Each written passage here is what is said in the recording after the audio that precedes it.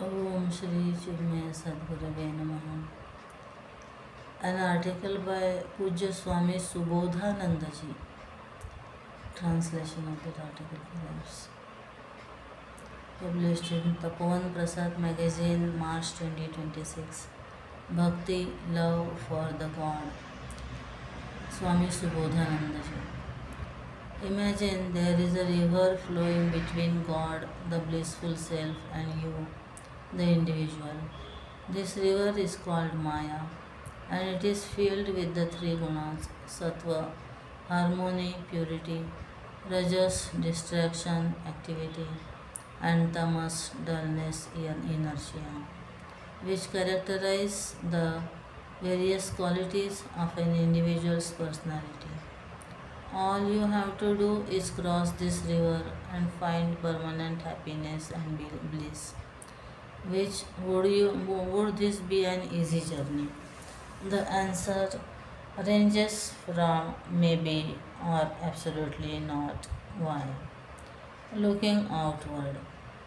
It would not be an easy journey because from birth we seek happiness in external objects and continue to look outward throughout our lives. We don't realize that happiness resides within us. It is so close to us that all we have to do is turn inward and find it. In fact, the ocean of bliss is within us, but we keep searching for it in the wrong places. Sant Kabir says that we are like a thirsty fish in the ocean. Imagine a fish surrounded by water, being thirsty. That exactly is the paradox. We live in the ocean of bliss and at the same time spend lifetime trying to find it. So, how do we turn our attention inward and find this bliss? How do we cross the river of Maya?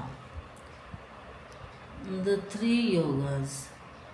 Our scriptures point out that there are many ways and techniques to find this truth.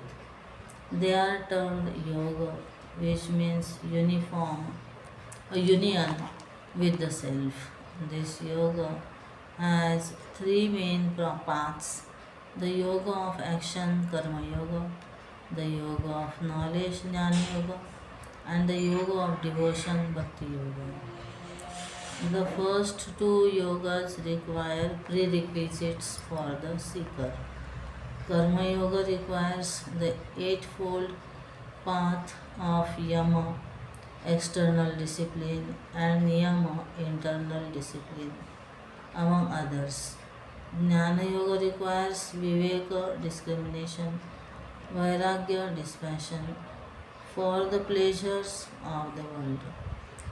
Shat Sampatti, the sixfold qualities of discipline for gaining control of one's mind: serenity, control of the senses; withdrawing the mind from desires; endurance, intense faith, and fixing the mind on the goal; and mumukshutvam, intense desire for liberation.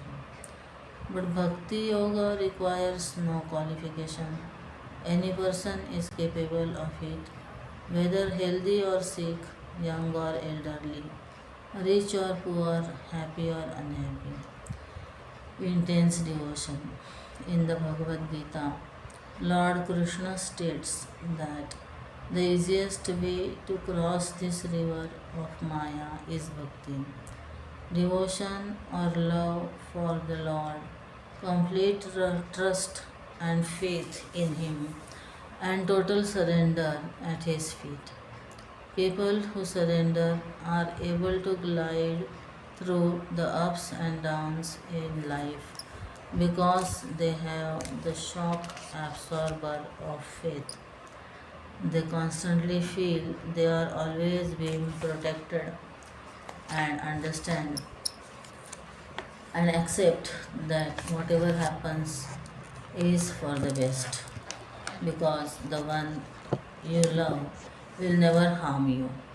So, how do you develop this intense devotion?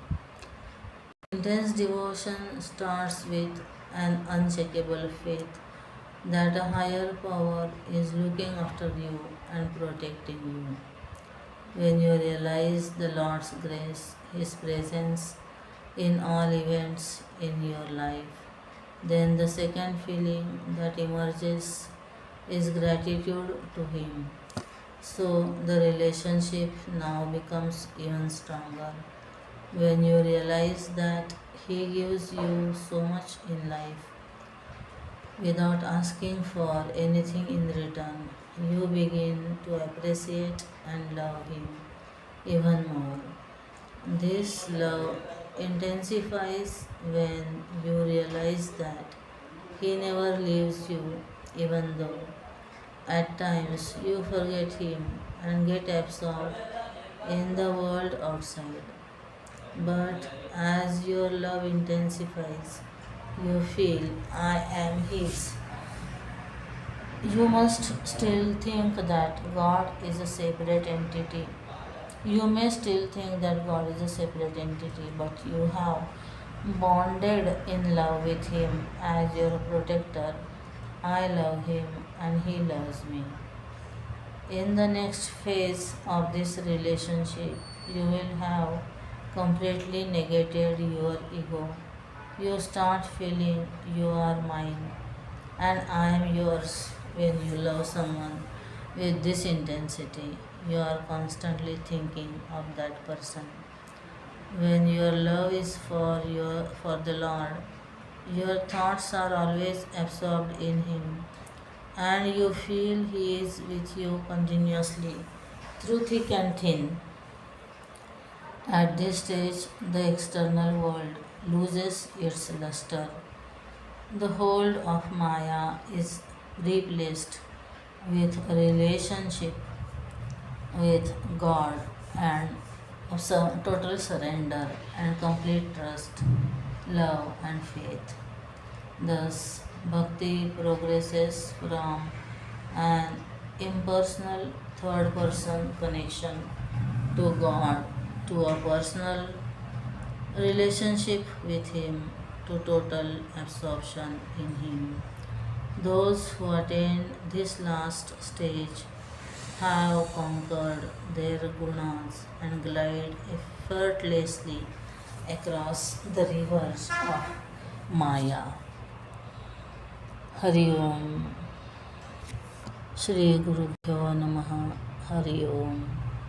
Om Shri Chinmaya Sadgurave Namaha.